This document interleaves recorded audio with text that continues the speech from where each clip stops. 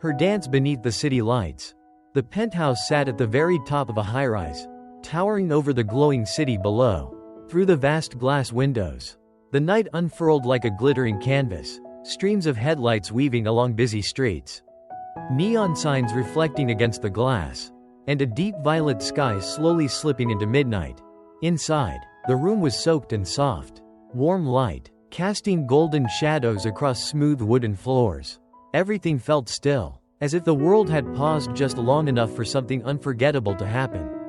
A gentle jazz beat played in the background, slow, steady, like the rising heartbeat of someone anticipating the unexpected. And then, she appeared. No footsteps, no announcement, just movement, silky, effortless, like a breeze you feel before you see. Her long, chestnut brown hair tumbled down her back, catching the light in soft waves. She wore a red silk dress, delicate and barely there, hugging every curve like it was stitched from breath itself. Thin straps rested on her shoulders, the open back revealing the soft line of her spine. A high slit ran up her thigh, revealing long, graceful legs with every subtle shift. She didn't speak, didn't smile. She didn't need to. From the moment she stepped into the room, time bent around her. And then she danced. Not fast, not loud, just slow, deliberate, impossibly sensual. Her body moved like it remembered the music from another life, hips swaying, shoulders rolling, arms flowing as if underwater. One hand traced up her own neck, gliding down her collarbone before resting just above her heart. Every motion was a whisper, a secret only she could hear. Light caught her skin like gold dust, turning every inch of her into a painting come alive.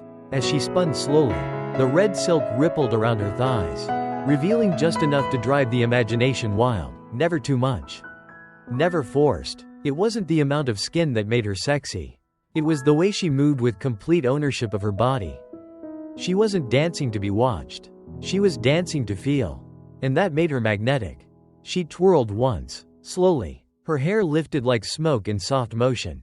Bare feet touched the wood floor with silent rhythm. Her hands rose like wings, then folded in to wrap around her waist, as if holding the heat of the moment to herself. A quiet smile played on her lips, not for anyone else, just because she knew what she was doing, and loved it. A breeze slipped through a half-open window, rustling the sheer white curtains and tugging at her dress. The red silk flowed around her like flame, and for a second, she looked like fire, silent, mesmerizing, untouchable. She drifted toward the window, city lights dancing across her skin like stars. One hand touched the glass, leaving behind a soft cloud of breath. Behind her, her silhouette glowed in the low light, soft curves, strong posture, the body of a woman who knows exactly who she is. But her power didn't come from the dress or her skin. It came from how deeply she owned herself. She didn't need eyes on her to feel powerful. She didn't need applause to feel alive.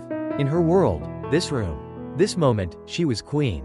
And the music? Her crown. She stepped up onto the low glass table, leaning forward just enough to let the dress slide higher along her thigh. Her back arched slightly, her hand on her hip, and her eyes, those smoldering eyes, glanced back over her shoulder. It wasn't an invitation. It was a dare. Look at me, if you can handle it. And just like that, you were gone, lost in her. The music shifted, faster, more playful, but she didn't rush. She slowed down. She let the rhythm build inside her, making the world outside melt away. She sank to the floor, reclining against the polished wood, her head tilted back, one arm trailing behind her. The red silk fanned out around her like a blooming rose. Her breathing was calm, her gaze distant, like she wasn't even here anymore. But somewhere better, somewhere only she could go. She wasn't just sexy, she was art, confident, unapologetic, beautiful in a way that didn't need to ask for permission. She didn't perform for others. She existed for herself. In a room full of silence and light, she chose to move, to feel, to burn quietly, and that made her unforgettable. So when the music faded and the lights dimmed, the only thing left was the memory of her, of the way she danced like no one was watching, of the fire in her without a single flame. You might forget the song, you might forget the night, but you'll never forget her.